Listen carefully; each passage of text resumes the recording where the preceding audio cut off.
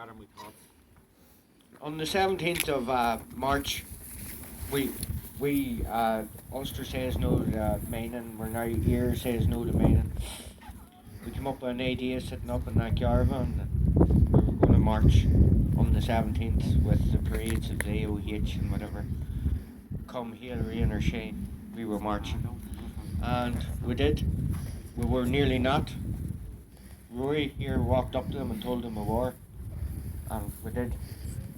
And on that day I walked over and I'd seen AOH people standing and I'd seen Peter too. And I know Peter. And I says, Pete, this is what are you doing standing over here?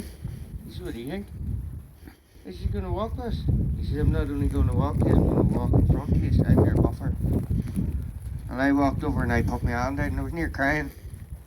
And Pete has passed away. So he has, and his funeral taking place today as we speak. So as a mark of respect to Peter and his family, he's a Greencastle man also, or his family. I would like to, a moment's silence for him, please.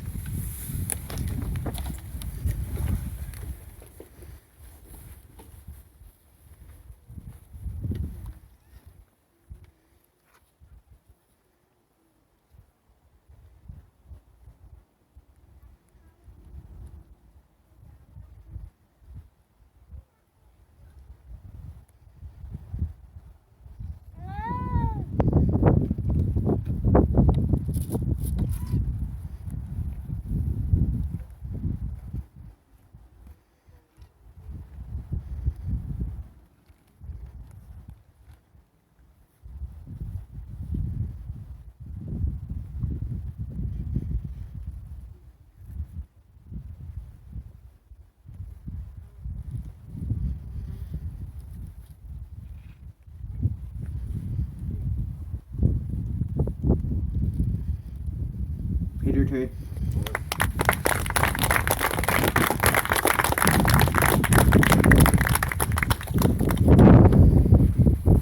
So we'll read this out and look, we talked about the Green Road and all the day. The Green Road's just down below here. It's ancient and it's protected, and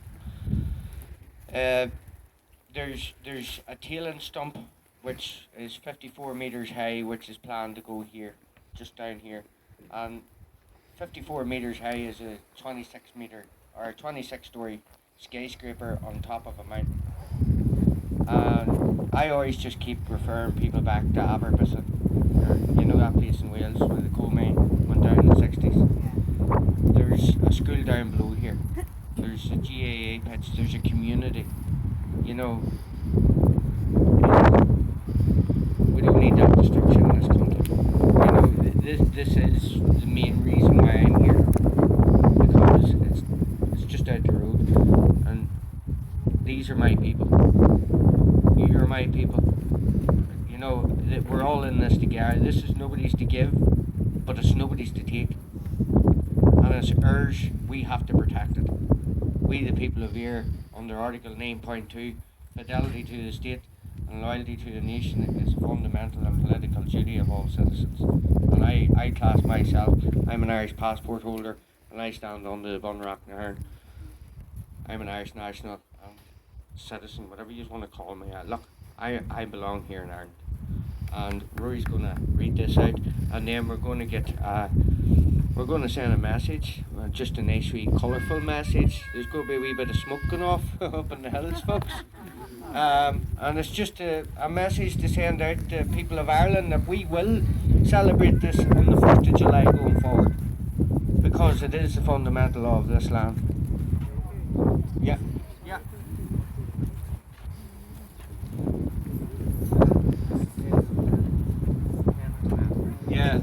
Again, thanks Mark and thanks everybody. If anyone wants to talk to us or talk at all or take this microphone, please do. Rolf, please, before we move on. If there's anything anyone wants before we quickly move on without asking too many questions. Rolf Kane, ladies and gentlemen. I would actually formally introduce him of Rolf of the family Kane. Thank you. Listen, you must have heard me fed up listening to me, and I'm fed up listening to myself. But There's just one thing I want to clarify here today that Rory and Mouse alluded to earlier on. That was about Collins and government. Just to make this clear, the Irish people, small selection of Irish people, had enough of British rule on this island for 600 years, and they were promised home rule, and it was always ignored, and promises were always never kept by the British. That's why it's double cross on their flag. They'd always double cross you. While we're quickly on the flag, because look, Yes. we're in a very precious moment there. If anybody's in a hurry, God bless you. What the travellers would say is God bless the mark. So I think it's very, very, very. Yeah. Does anybody? Can we have two men to go up onto the hill to help Paul with the flare? Or will it? Michael, very important. You know that, Damien. Is there anyone else? Just the flag, just the national. Because I'm going to talk about the nation and the importance of being a national. But and the flag. yeah, well, we have the flag out there, the Irish Republic, and that flag flew with the GPO along with the tricolour in 1916.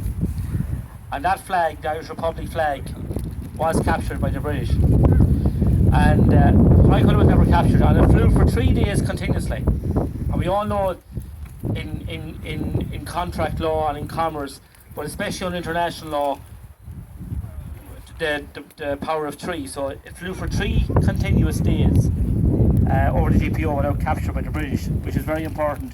And that's why under Article 7 of the Irish Constitution, that it's the national flag.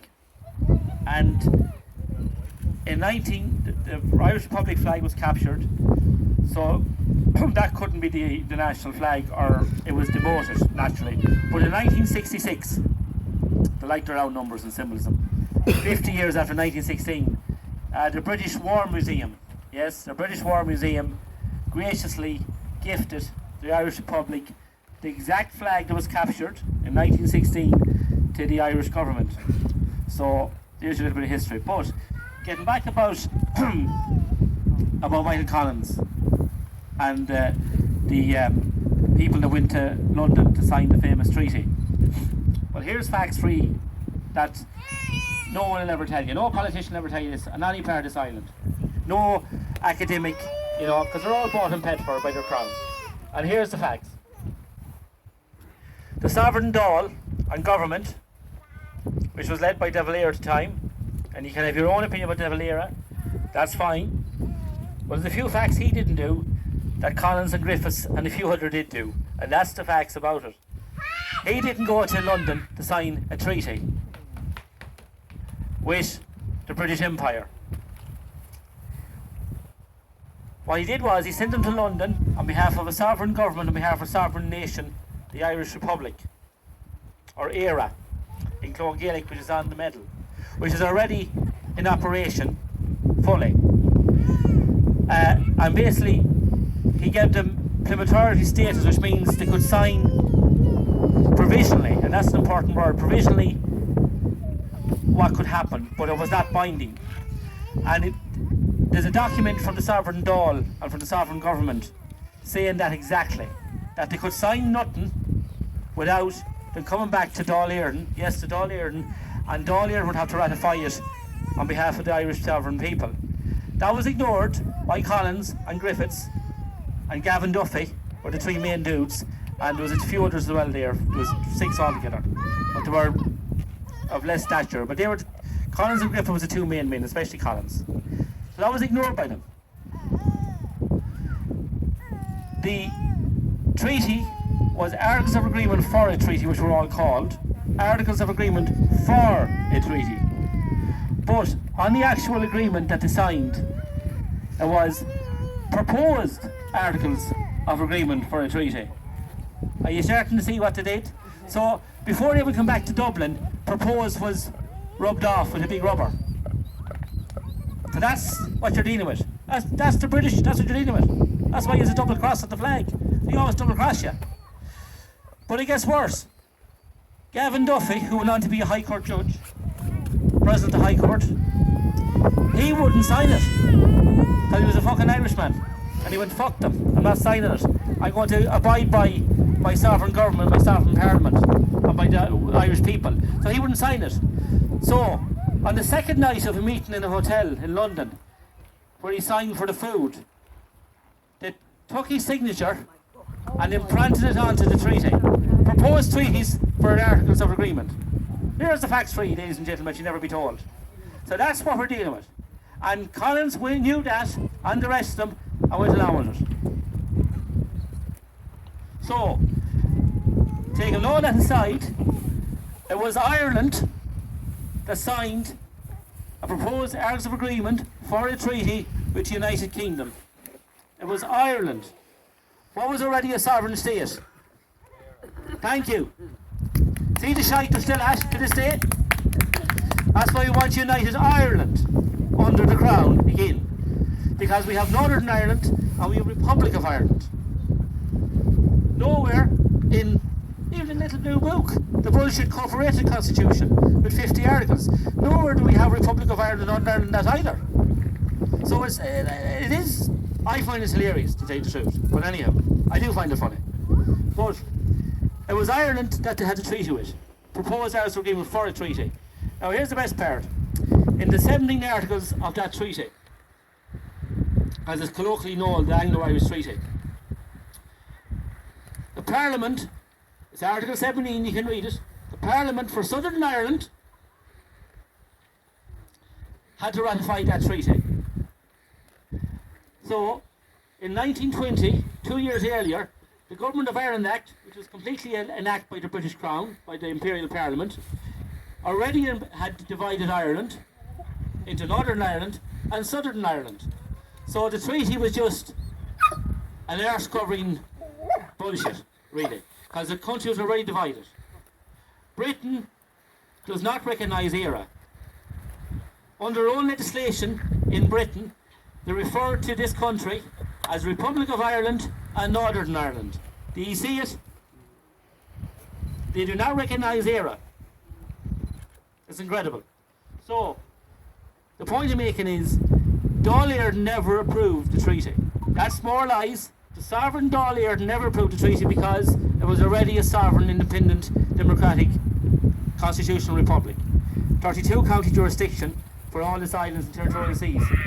But the best part of all is this.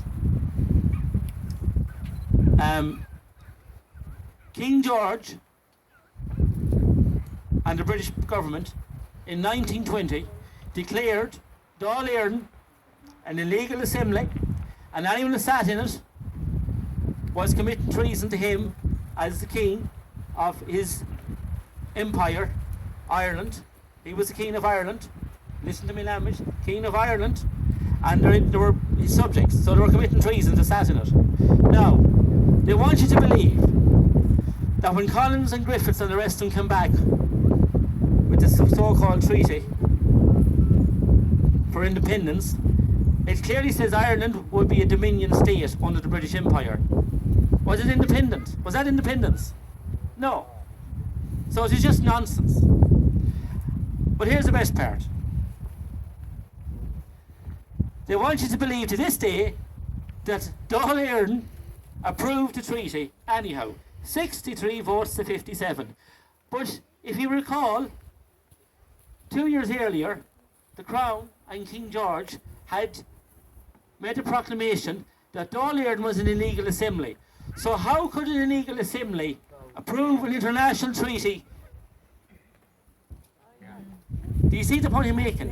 Now, it's nonsense. It's absolute nonsense at the highest order. And how, excuse my language, the fuck they got away with it for so long is beyond my comprehension. He never, but this is this point, and I'm listening to me here tonight because you're annoying for that. But the point I want to make clear to you is, think of what the language, Ireland. That's why Sinn Féin. If you think that's Republican Sinn Féin, well, I'm Donald Trump.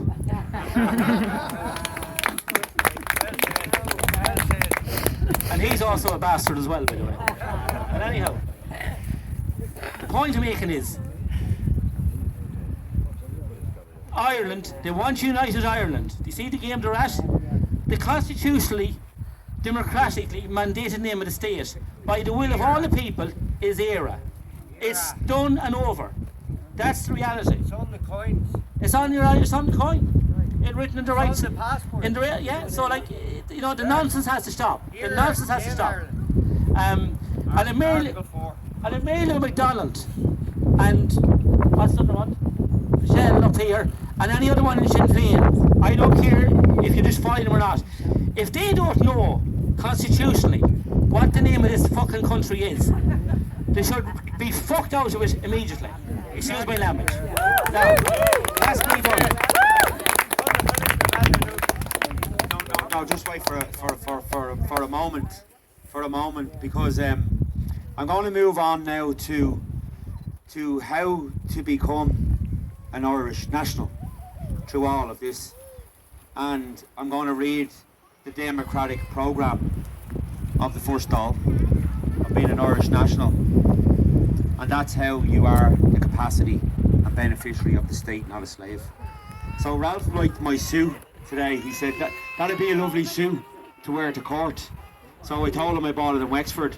So I want to present him with a tie to match his suit for his next court appearance. And it's an Irish national, living man tie. Ralph, thank you very much for all you have done for Ireland. And you deserve this more than any man.